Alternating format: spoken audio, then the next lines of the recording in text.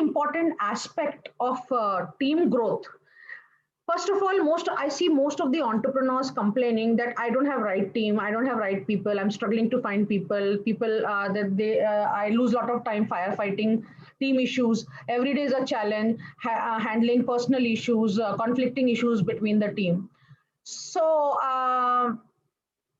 what I realize is that all these challenges you face because you have certain expectations from the people that you hire, or your team members, right? Great, it's good to have expectations, but what have you done so that you are able to, the people are able to meet their expectations? Your team is able to meet the expectations that you have from them. So you need to train your team. Very important, right? So you never find a right team. You have to make your team right. You never get a right team. You have to make your team right. So a very important input that I want to give to those who are aspiring to start their business here is, when you are trying to make partners, always make partners that complement your skill. So if you are two techies, okay, IT professional, both of you are very good technically, you don't make a great partner, because both of you are in the same, your skills and capabilities are in the same direction. So when you try to make partners, you should always look at somebody good in sales and marketing, someone good in communication, someone good in operations, someone good in the technical side of the business. So that it is very important to find right partners for your business if you are seeking one. And that's what happened between my husband and I, who we are life partners and business partners, that I am very good with operations and communications. And he is very good with, I'm good with, both of us are good with marketing, but he's very good with numbers, finances. So it was very important that the money that you make is also managed well. We will be covering about cash growth secrets tomorrow, but just I'm taking my own personal example, that how having two people of complementing skills, right, is very important for your business. Even when you hire team, it is important to hire people with diverse skills. Very important. But we look for same traits in our team. And as a SME business entrepreneur, you will always have very few people in your team. So it is all the more that you have diverse skills in your team, because it really adds on to you the way business happens. So first of all, the most important point I want to cover here today is, as an entrepreneur, you have to lead by example. So majorly, when you're working, what are the three things, right? Role, responsibilities, and relationship.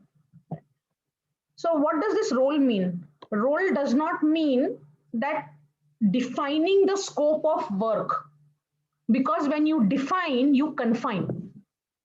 So I see in most of the, when I was hiring people for my jewelry business, and I'm seeing that people with 18, 20 years of experience, they only know how to, they are only sales staff. They don't know system, they don't know how to use computers, they don't know how to take care of other aspects of the business. But when we are a small business owner, we need people with diverse skills and multiple skills, right?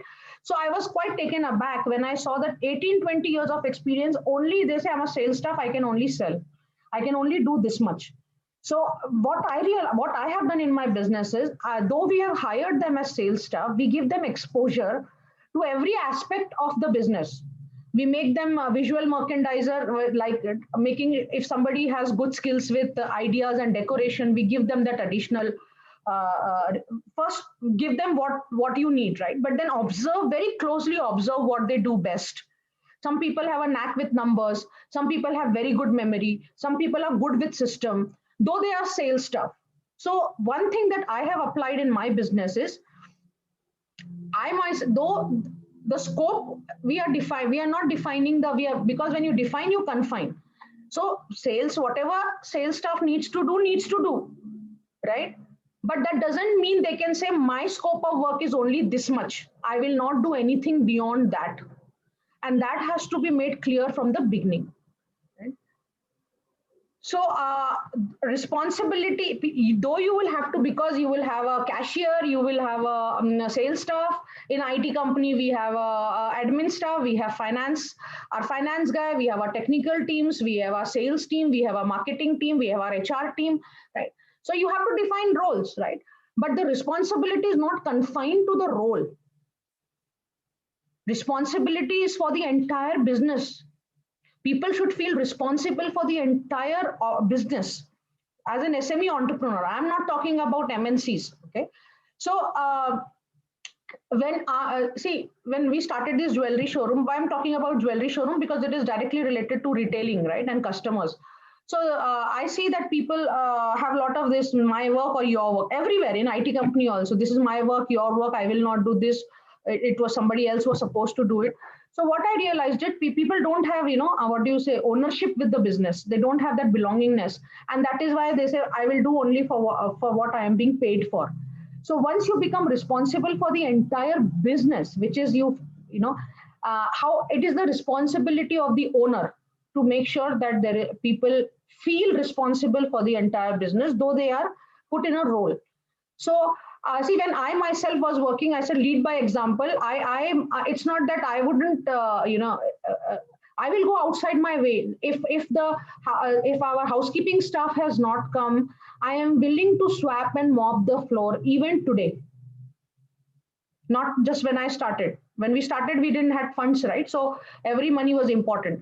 So yeah, and that's what I see when the house help has not come. When the housekeeping staff does not come, our staff proactively picks up the broomstick and mop and cleans the office. That's called ownership, right? So you lead by example. You don't say that, okay, the staff has not come, so you clean it, right? So very important to lead by example. Whatever you do, when if I am defining, if I say, if for example, between partners, if the staff sees saying that, oh, that was your scope of work, you didn't do the job properly, what will happen in the team? The team will also not honor extra additional responsibilities, because they'll say even the owners only fighting on whose scope of work. Obviously these issues are going to come within the team as well, right? Makes sense.